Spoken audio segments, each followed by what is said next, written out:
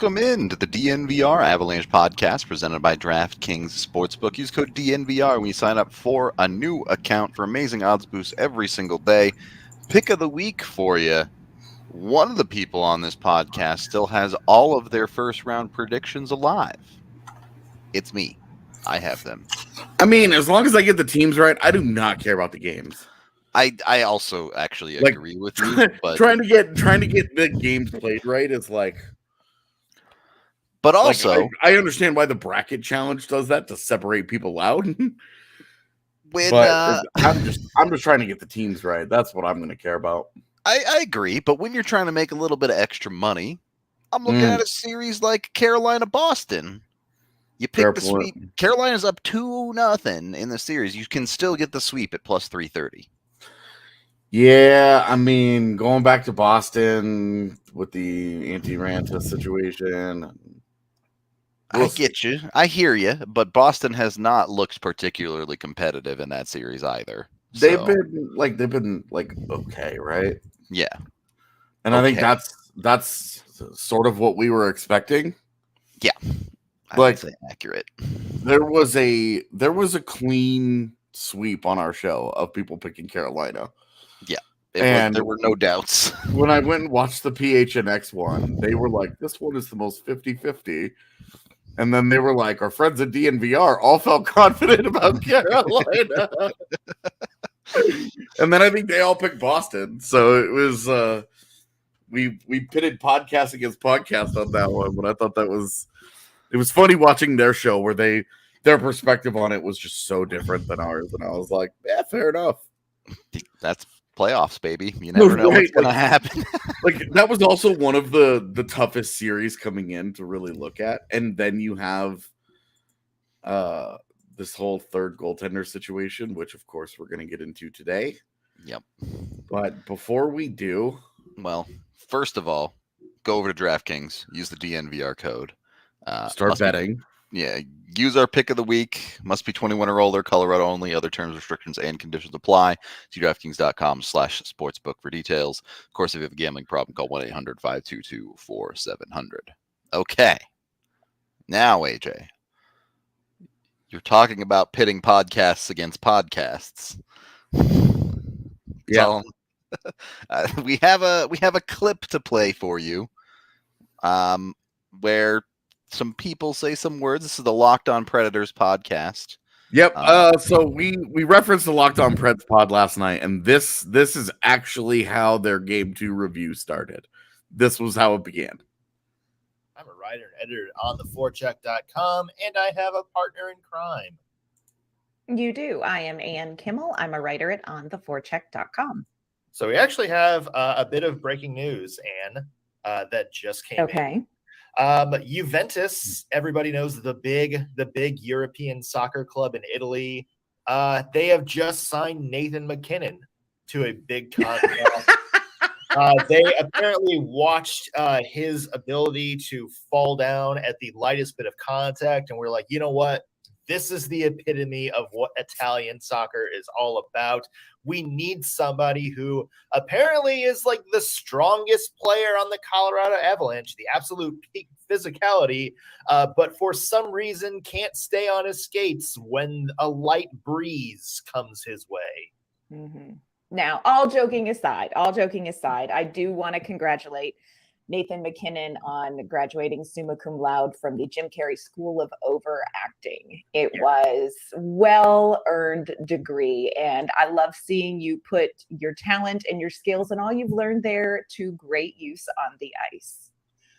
Look, Nathan, in all seriousness, man, we know that you have cut out all sweets from the Colorado Avalanche locker room, but we saw last night how low blood sugar can really affect somebody. I mean, you couldn't stay on your feet, man. Like, you got to have a candy bar or something, keep that energy up, or else you're just gonna keep passing out on the ice like you did last night. So this comes from get a Built Bar. Nathan MacKinnon. No, they're low in sugar, so that's not gonna help. Oh, that's true. Won't help him. Yeah, look, man, you got to take care of yourself. This is coming from a place of love, Nate. Yeah, you can do this. So, the irony here for me, coming from a place of love, is all these jokes about keeping the sugar levels a little bit higher. I've enjoyed that because that is an absolute salt mine of a 2 minutes. And to start that show that way rocked. So kudos to them. Because I guess if we were having to do a Predator show after last night's, I probably would not have much to talk about either. I don't know who did a better job of lying on the ice. Was it Nathan McKinnon or was it Roman Josi on the game-winning goal? I mean, at least Roman Josi was doing something. Okay, was he though? Yeah, he was watching the torch get passed from himself to Cale Makar as the true god amongst men. So he was at least accomplishing something because it's not like the Avs scored on any of those power plays. Bold of you to assume Roman Josi ever had that torch. Come on, Roman Josi's been amazing. He's dope. He's dope. I'm not trying to deny that, but and has a Vezina. He might even get a second one. I don't think he has a Vezina, but he has a Norris. Yeah, sorry. Anyway, I don't know. I guess I'm just thinking about goalies today. Yeah, we're going to talk about goalies quite a bit today. For the record, yeah, that's a great shirt. Dope playoff shirt. Look at that. Allie's got one live and in action right there. They're in stock. Allie, were you still watching the show last night when we decided when Rudo took his shirt off, or when we decided that next year's playoff one is going to have a third cup on Howler? Yeah. And it's going to be his dick.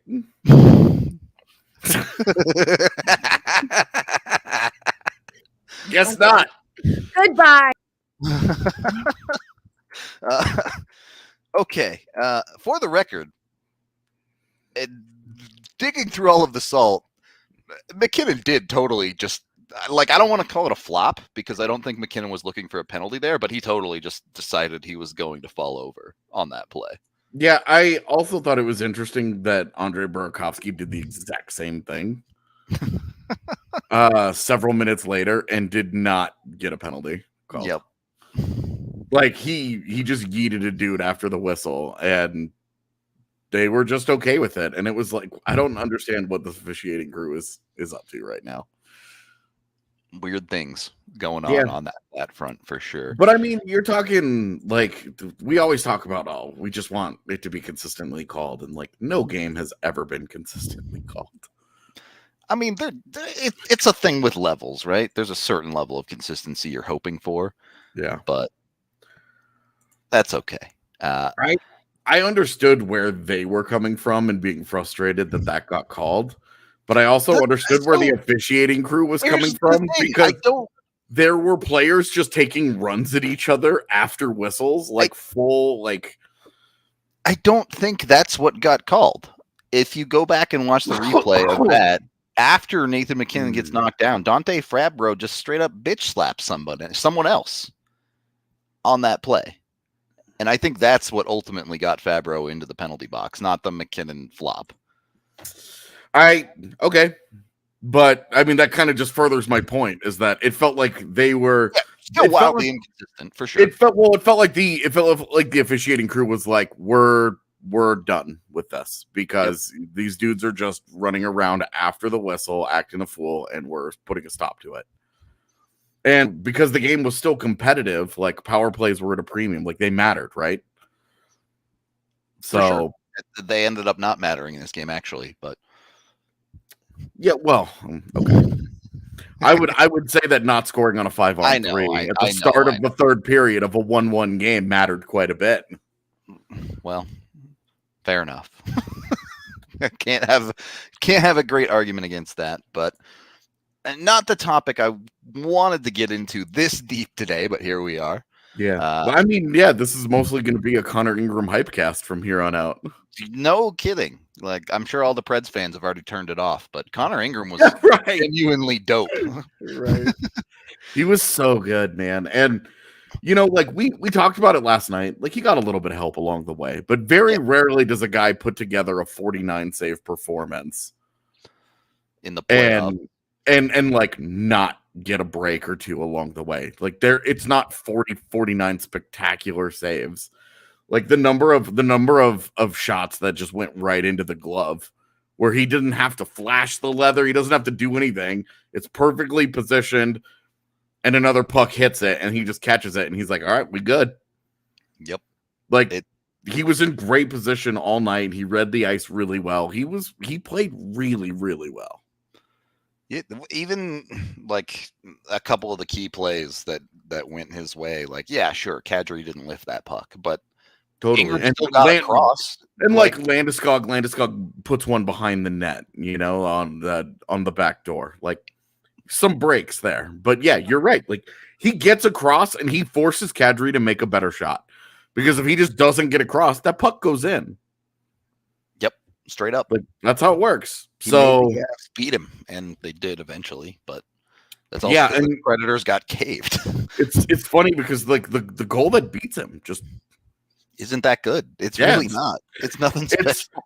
It's really just that Ingram was sliding. He was going side to side, and so that 5-hole's not closed up. It just caught him. Yeah. It wasn't like McCarr been trying to like pick corners all night long, and the one that he scores on, of course, is like he puts center it between his legs. Like it's not a great shot, but it gets the job done, and sometimes that's hockey. Like.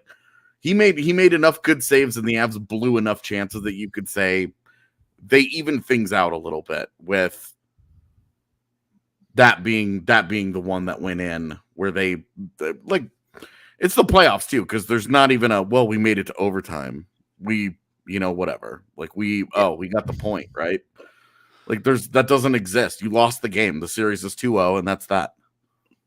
Full stop. There's no consolation prizes in the playoffs, baby. Yeah, and when you're the 8th seed, you're looking at that as you had that opportunity that you did not. You had one player put you in a position to take home ice advantage away from was it the best home team? Did Florida end up having a better home season than Colorado? I think they lost fewer games. Yeah, I'd have to go look at the actual like point totals. It would be tough, but for what it's worth. At 5-on-5, Avs XG was expected 351. At all strengths, it was 464. And Ingram only gave up 2 goals in that hockey game. So you got to give Ingram some credit for keeping Nashville relevant in that hockey game at all. He was the only reason. And I do think that there's this weird thing that happens in hockey games where a goalie gets into that rhythm like that. And the team in front of him is just like, all right, our guy is going. We're going to get caved. All we have to do is just wait for one mistake. Wait for one mistake, one bad read, one bad bounce, and let's score in transition going the other way. Yep. And that just didn't happen. They did not make that happen. And that was like my concern, was that's where that game was headed, is that it was going to be a blocked shot that bounces over Devon Taves' foot, and Matt Duchene and Mikhail Granlund roll down on a 2-on-1, and like they cash, right? Like that's where I thought that it was headed. But that's because we lived through a lot of hockey where bad things happened to Colorado, and we are all traumatized by that. We all have scars from those eras. So you can always tell because of the way that people just expect bad things to happen to Colorado. Yep. You definitely know it for sure. Yeah. Anyway. Yeah. I mean, I tell you, I'm super curious. If you're John Hines right now, knowing that UC Saros is compromised, knowing that you just got that performance out of Connor Ingram, are you rushing Saros back? Knowing he's not going to be at 100%, knowing he has an ankle injury, and knowing that he's a little fella who needs the every ounce of athleticism. If I'm the Nashville Predators, I'm packing my shit and going to the golf course. Okay. I don't think. Look at the way the 2 games in this series have played out so far. do you want to risk your goaltender of the immediate future in a series you're probably going to lose anyway with him in net? Well, this is literally what I'm asking. My answer is no. I would not risk UC Saros. I would not rush him back for what is probably going to be the Avs winning in 4 or 5 games total. If they take game 3. Here's what I think is interesting, because if they take game 3, Connor Ingram wins that game. Do you really take him out? Just keep playing him. Yeah. Like, 'tis the season to play the hot hand, right? So and let me tell you, like, UC Saros was not particularly good for the last 3 months of the season. Yeah, the scenario there is they probably need to win games 3 and 4. And then if Ingram looks like garbage in game 5. So it's going to take, so what you're saying is it takes a bad Ingram performance to start this conversation? It takes Nashville getting back into the series and then a bad Ingram performance. Okay. I think I'm with you here, because if it's 3-0 going into game 4, I don't know that I would do it. I wouldn't. I definitely wouldn't. You just take your medicine sometimes there. But I think that's fair. That in that case, you would just say, look. Yep. We're down 3-0. We're not going to mess with this. We love the miracle, but yeah, I also think that this whole talk of Saros coming back with a high ankle sprain, like, seems unlikely to say the least. That's like a month-long injury, and we're talking about this dude coming back in a week. It just seems really optimistic. It does. And like Connor Ingram just gave you the exact kind of performance where you can say, we can compete. Yep. If you can't win a game that you just lost 2-1, Saros can't put the puck in the back of the net for you. Like, you can't ask Saros to stop much more than Ingram stops every night either. The goals that you have in this series, okay? You have 2 goals in game 1 that don't matter. Meaningless. They cut 6-goal leads to 5-goal leads. Each one of them. So meaningless. And then the other one, it took a puck taking a goofy bounce around Sam Girard's body in a play that he has consistently made in his career. Like, Girard has to make that play. And that's the thing. Like, Nashville, like, that's not a great play by Roman Josi. Nashville gets lucky there. And then, like, it seems like we didn't talk about it last night, but Kemp's, what's up there, man? Like, that's not a great goal to give up. It's not a soft goal, but it's not like Manson takes away the pass fairly well and then closes on the shooter. There's on his angle, Kemper probably should have that, but yeah, well, that's where, because like where he beats him, I'm like, man, that is just not a special shot. Yeah, but obviously goals get scored, things happen. I'm not going to be too nitpicky about it, but for sure.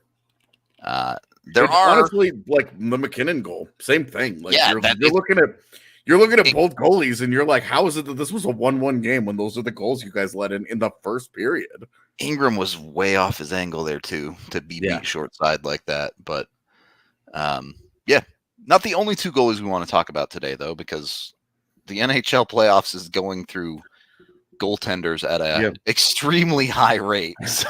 We talk about in the like preparation for the postseason and people being like, oh, you should have, like, there were people that argued with us during the deadline that Colorado should have gotten a 3rd goaltender.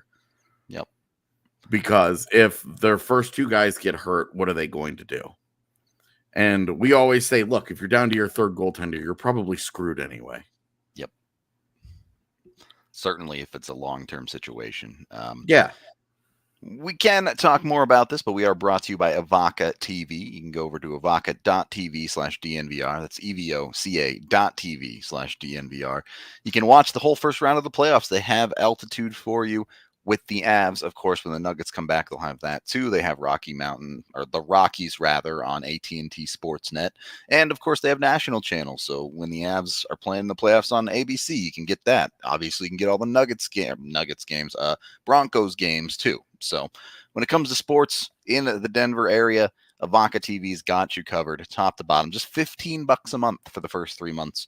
Ridiculously cheap. It hooks right up to your television. Go over there, get it hooked up. You don't have to deal with jumping through hoops of hooking up a computer or anything like that. It's just like watching TV like you used to. Excuse me. Use code DNVR when we sign up to get $15 a month for the first 3 months. And then it's only $25 a month after that. So significantly cheaper than other options like Direct TV or Comcast, which doesn't even have altitude. So yeah, Avaka TV, get over there, get that stuff. Then go to your local liquor store, get yourself some Breck Brew. Breck Brew doing all sorts of dope stuff. Ali already showed you the shirt, but they are also, for the Avs playoffs, giving away some Colorado Avalanche tickets to a bunch of these games. After the historic winning season for Colorado, a bunch of support from this community in a ridiculous year.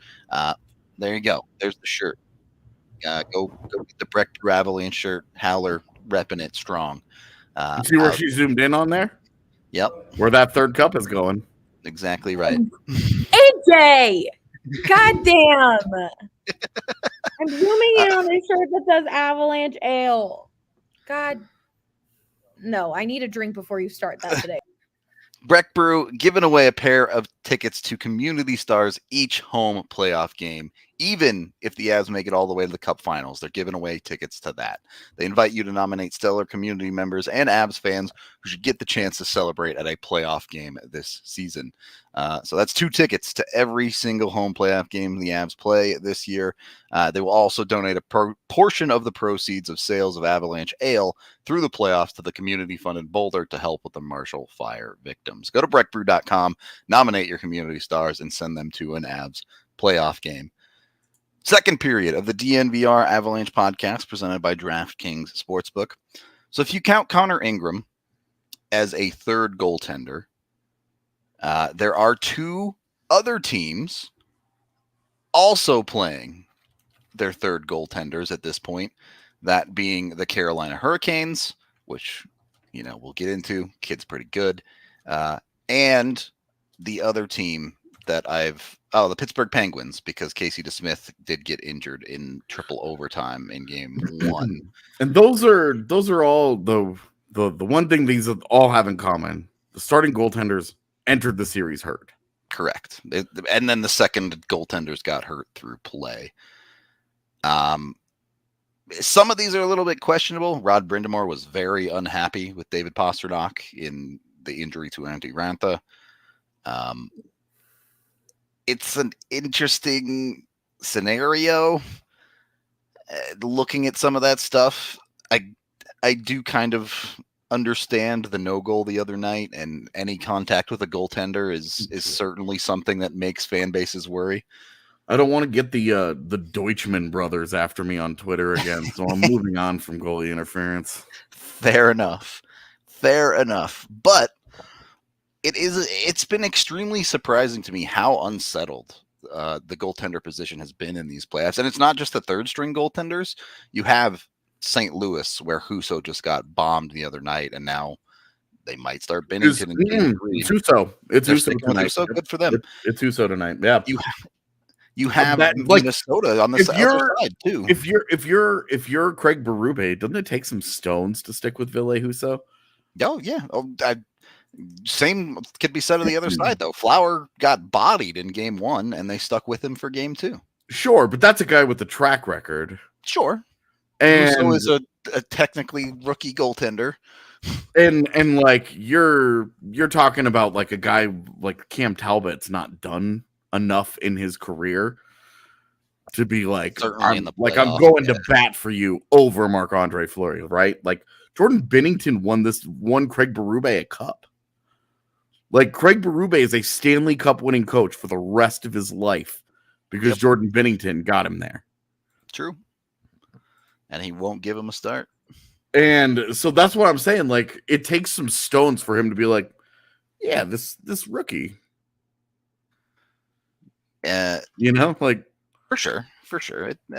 But also, he's watched Jordan Binnington play this year. Of course, we all have, and I think that's the ultimate thing. But when it comes to the playoffs, so much gets decided on, track record and what have you done for me lately, and like those two trains meet all the time. How has a guy played recently, and what has a guy done for me in his career? So I just think it's interesting, and I appreciate Craig Berube going like. I'm a prospect guy. I'm a let young players prove they suck guy. Like, how many times do we have to watch old veterans like break down in front of us, and you're like, they don't have anybody in their organization that can do this to replace this dude at a passable level. Love you, Sasha. Have big funds, bud. It is, and it's interesting to see where different teams are at in this situation. Carolina putting along just fine with their third goaltender in net. Again. Yeah. I was like, oh, are they going to be able to do the Alex Nedeljkovic thing again? Apparently the answer is yes. Conversely, Pittsburgh, they survived the triple overtime with Domingue in net, but game 2 was not pretty for them. Well, and I think this is where Nashville has to get nervous about Connor Ingram. Yep. Because and we mentioned anyone this a little bit last for night. One game, yeah, right. Like there's lots of fun stories about a guy doing a thing for one night, right? We all remember the reverse: Andrew Hammond stealing Game 5 in Nashville, and then came back to Denver. Or it was Game 4 in Nashville. Game 5 it was Game 5 in Nashville, and then they came back to Denver for Game 6 and just got waxed. Yep. And like Andrew Hammond was horrible that game. Yep. Like horrible. Genuinely like not NHL caliber. And to be expected of a third string goaltender. Right. And it was like what they got out of him was you're like, dude, like you already got way more than you were expecting. So with Ingram, I think that's where you're like, Ingram, Domingue is kind of in that Andrew Hammond position because he's a guy who's been around for a long time. Yeah. Teams have had a lot of looks at him. He's played a lot of NHL games, and you're just like, you kind of know the score there for sure. Yeah, like you're probably not getting it. But with Ingram and the kid in Carolina whose name I just can't say. Yeah, he just A's and Y's and then gets. Those are two unproven guys where you can at least dream, where you're like, hey, maybe something wild happens here. Yeah, Ingram is. I know that they call him Coochie. I saw the tweets from the Twitter account and was like chant tweet, and it's like, this is not it. And where you're just like, really? Had Kyle Comiskey been a goaltender, would they have tweeted out "Cummers" a bunch of times? I hope so. That would be elite tier. I'm here for this. In any case, it is interesting because we're talking about these third goaltender situations, but we've also seen Andrei Vasilevsky gave up 5 goals in Game 1. Yeah, the high scoring regular season has carried right over into the postseason. Yep, it hasn't really shut it down at all, if we're being honest. We're seeing a team, other than the 2-1 game of last night from the Avs, pretty much every other game has seen and Calgary Dallas. Yeah, that's true. The Calgary Dallas series, which has 3 goals in 2 games, but everything else. The Florida game was 5-1 the other night. It's the other. I'd have to go look at the schedule to actually give you official scores, but things have spiraled very, very quickly into high scoring games. Yeah, I mean, you ended up last night with a 5-1 game, Florida and Washington. You have 5-2 Pittsburgh and the Rangers. Yeah, Tampa dropped 5 on Campbell in Game 2. Yeah, and that was after getting 5 dropped on Vasi. Jonathan Quick remembered he was old in Game 2, got 6 put on his head. Right, and everybody was like, "Oh my God, Jonathan Quick this is like 2013 all over again." And he gets rocked, and you're like, "All right." It's just weird how And like, don't get me wrong. Obviously, Tampa Bay still trusts Vasi, and you're not too worried there.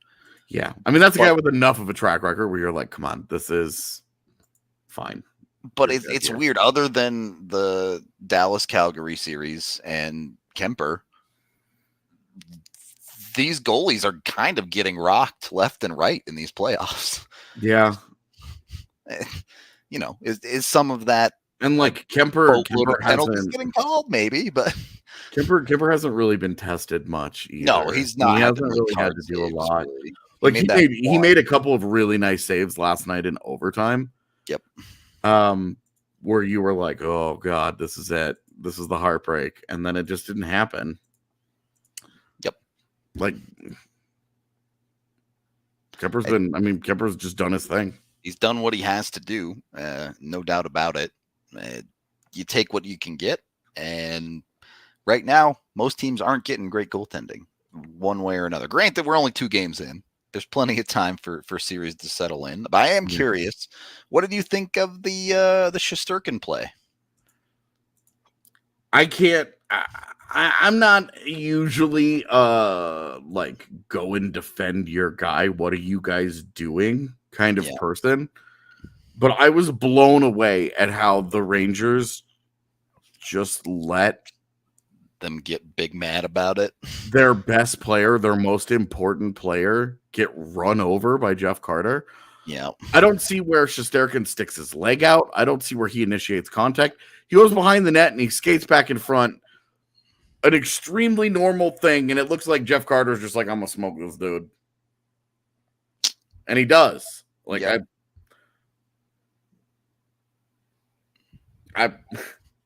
you know, I that's how I saw it. I didn't think that Shesterkin did anything different there. Yeah. I saw it as Jeff Carter took an opportunity to get a little frisky with the big man and did. I don't like, and my biggest takeaway out of that was I can't believe the Rangers didn't freak out about it. I don't think it should have been like, I don't think Jeff Carter should be suspended or anything like this, right? Like, I don't, all these people in chat are like, oh, Igor stuck his leg out, or well, why would he do that? I guess I don't understand the upside of him doing it. He really wants to get injured. It doesn't make any sense to me for him to have done, and I didn't see it. Like, I watched that replay. I don't see that. I don't see him do anything different.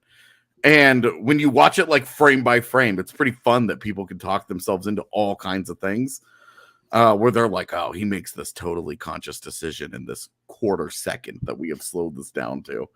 I don't necessarily think either guy is like I just didn't think that it was that big of a deal, other than the Rangers, like Adam Fox like skates over and like pushes him. And I'm like, that's your most important player. You should be melting down right now. You should be losing your shit. You have to protect him at all costs.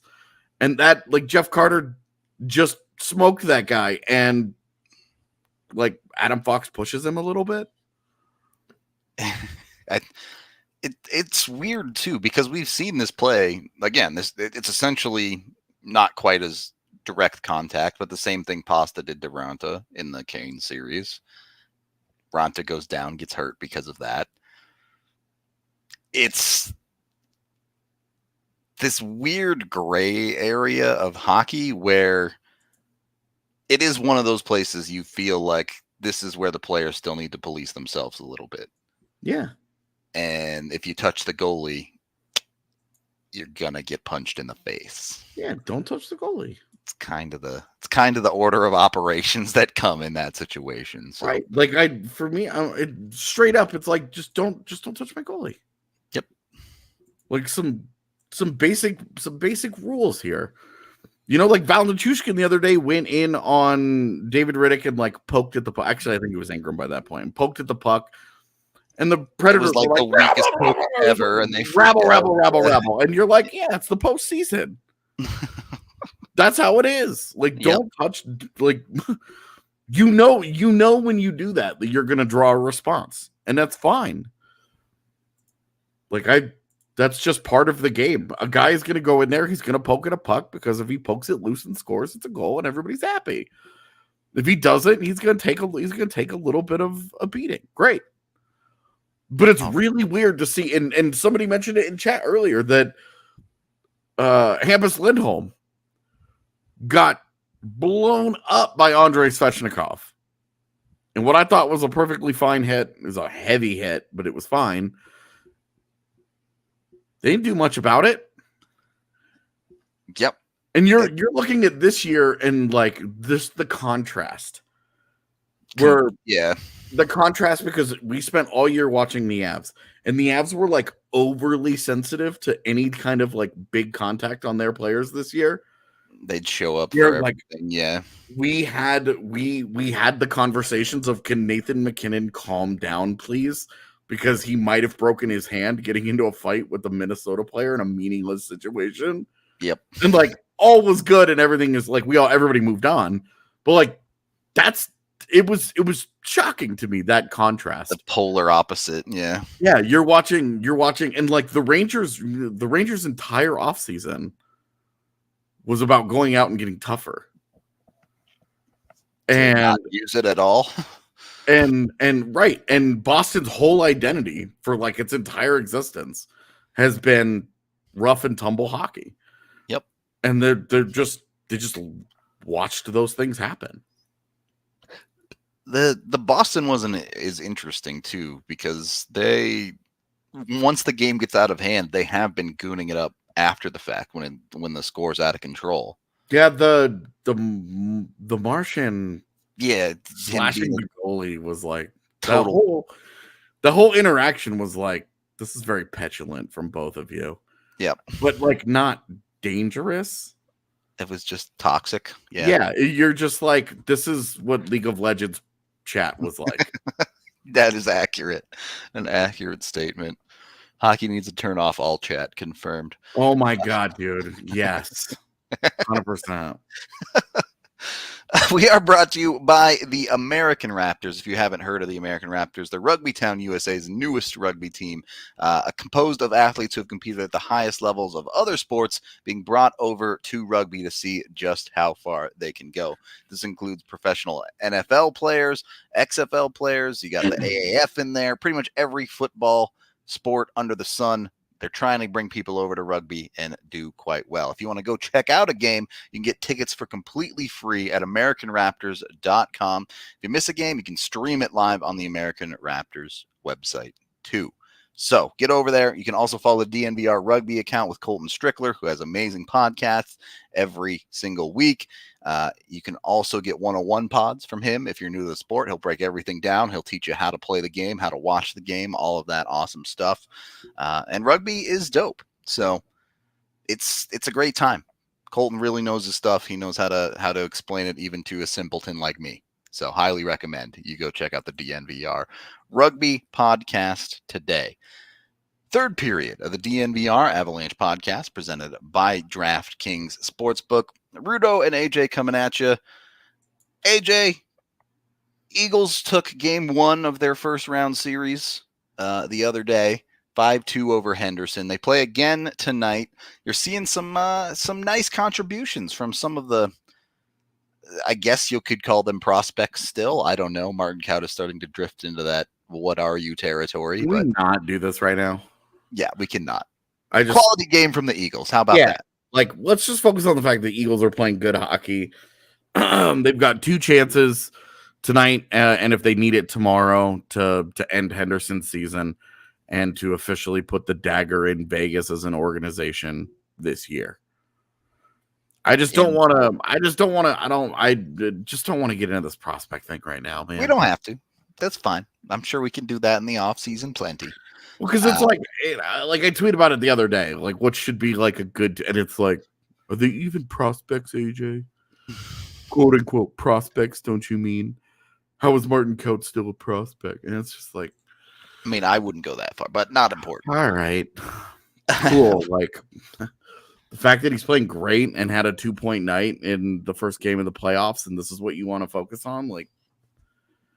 But I guess I'm increasingly frustrated by people who are finding reasons to be mad when good things are happening. I mean, let's talk about the good things then. You already mentioned the 2-point night from Kaut, a 2-point night from Maltsev, a goal from Jean-Luc Foudy. Eustace Annunen gets the win and plays well, which he hasn't been doing a ton of down there. That's the thing that we haven't really gotten into very much, is that Hunter Miska really came back into the fold and has taken that job back. And I'd say they were splitting, but sure. Annunen really, like, it was Annunen's net for a while there, and then slowly lost his grip because he just has not played very well. Yep. And so Miska has been playing quite a bit. Now Miska's with the Avs. He's their third goaltender right now. It's Annunen's reins to drive that team as far into the AHL playoffs as he can. So right now it's on Eustace, and good game the other day. You got to feel, they got off to, I think Jason Megna scored 2 goals in the first 10 minutes of the game. And then that was it for the most part. There was almost no scoring until third, when it went 2-1, 3-1, 3-2, and then empty net goals at the end. But they closed. They did a good job of closing, and their top guys have continued to play well. The Eagles are getting good contributions here out of, some of the veteran guys. Jordan Gross just was named the Defender of the Year. Got the Outstanding Defenseman Eddie Shore Award. Yeah, thank you. Yeah, it's a great award in the AHL. And he's been so good for them. So good. It's a very weird spot too, because the Eagles genuinely have no Avalanche defensive prospects now since Barron got traded.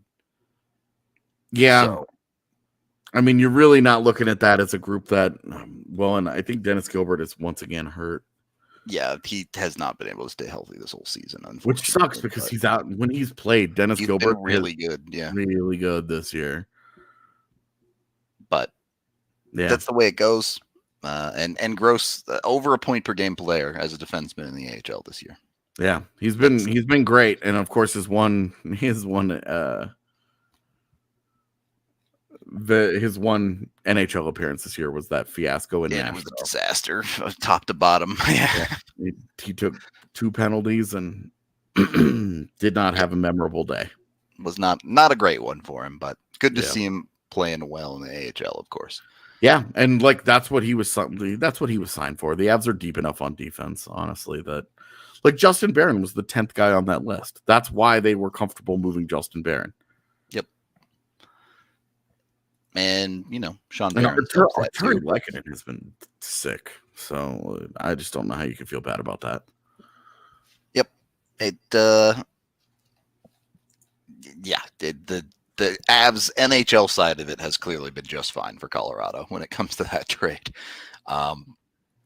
If the Eagles do manage, all of their deadline moves have been good.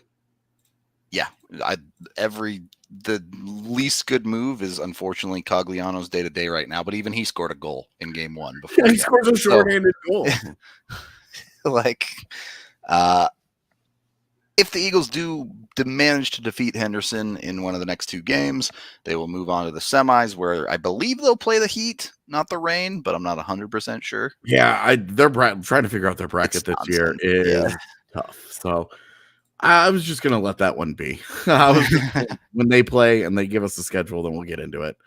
We'll have Megan on to actually talk some Eagles, because obviously she's the one who's actually up there and watching them, and I should say watching them in person. Rudo, I expect you and I are both watching them. Oh yeah, I had all 4 monitors fired last Wednesday.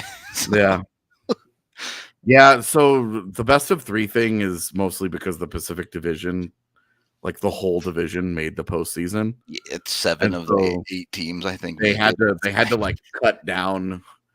And so they're moving best of 3s for these first couple, and then they're moving into best of 5s. Which they had always done the best of 5s previous to this year, where they expanded the playoffs a bit. But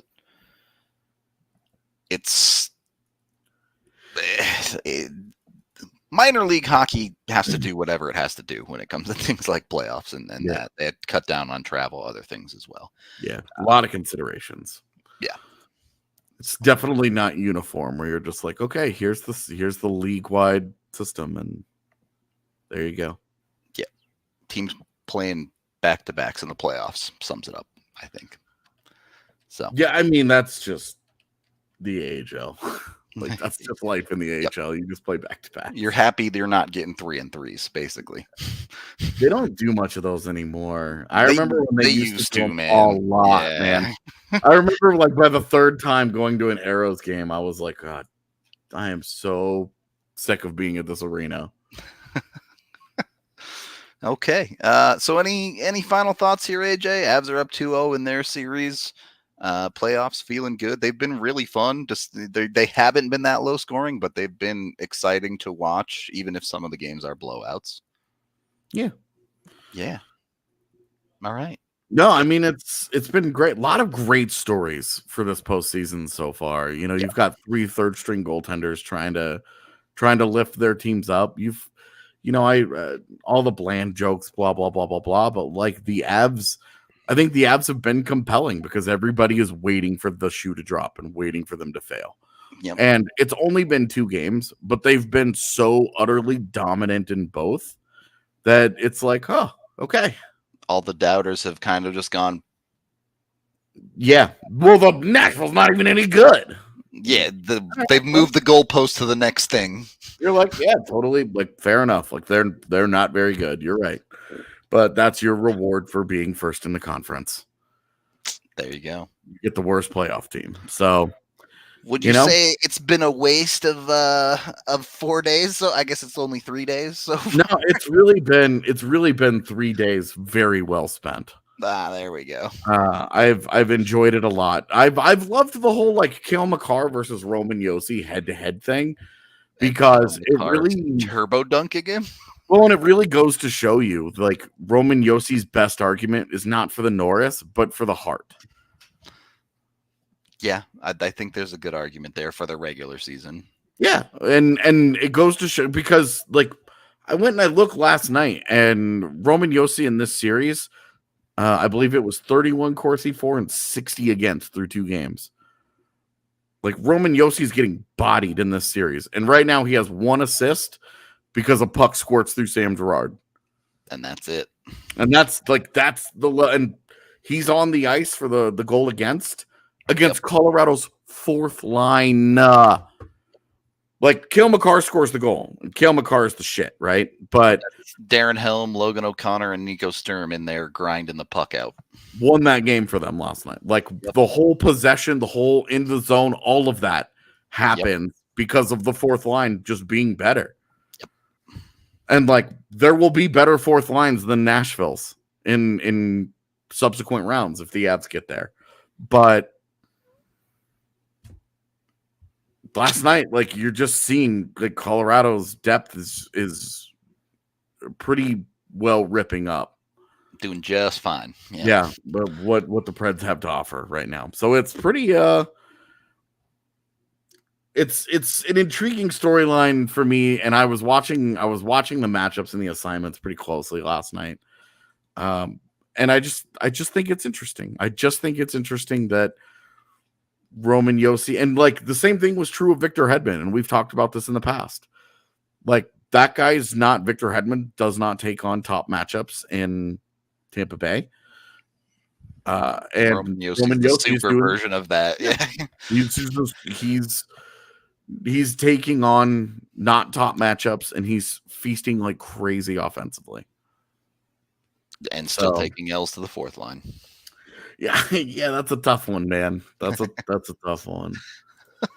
And I went and looked at Cale Makar head to head against the top line of Nashville last night, and he just dominated. Torched. Yeah, it was dominant, man.